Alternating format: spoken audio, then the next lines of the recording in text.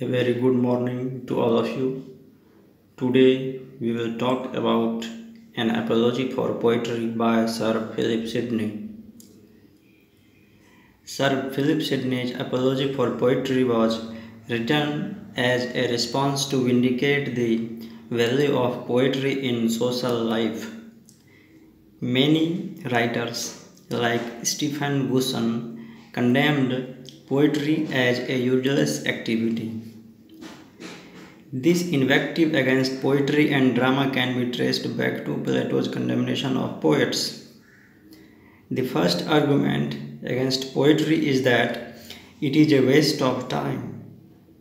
The second objection is that poetry is the art of telling lies. The third objection is that poetry is misused by poets. It is because of such wrong notions about poetry, that Sir Philip Sidney wrote his apology for poetry. Sidney tried to establish the superiority of poetry. He offers two definitions of poetry in the course of the apology. The first is, poetry is an art of imitation. Aristotle also used the term mimesis for poetry. Mimesis means imitation.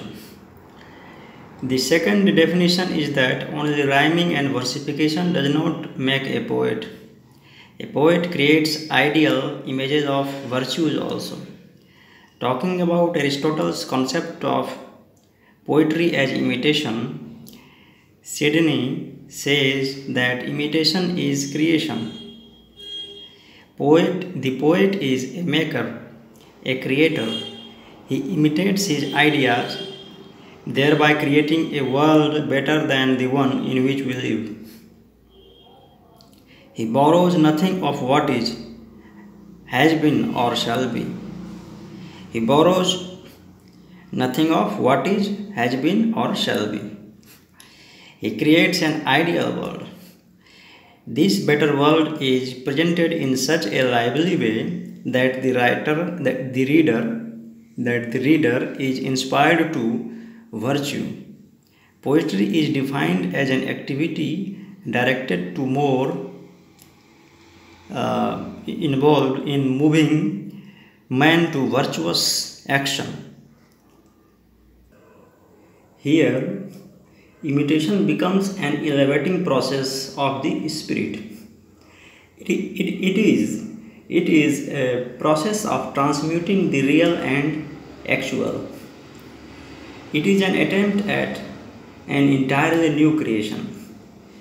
Imitation, then, is a heightening process, an exercise of the creative faculty. The poet offers a perfect world, a self-consistent universe, a world where ideals are realized well. Sidney further says that poetry is the earliest form of all compositions. All forms of learning and scholarship were first written in verse. Poetry is therefore superior to history and philosophy. Sidney thus establishes the superiority of poetry over other important branches of learning. In his essay, Sidney gives many important ideas. He says that poetry is the most ancient of all human activities. The earliest philosophers and historians were poets. And by making poetry superior to history and philosophy and the sciences, Sidney establishes the superiority of poetry.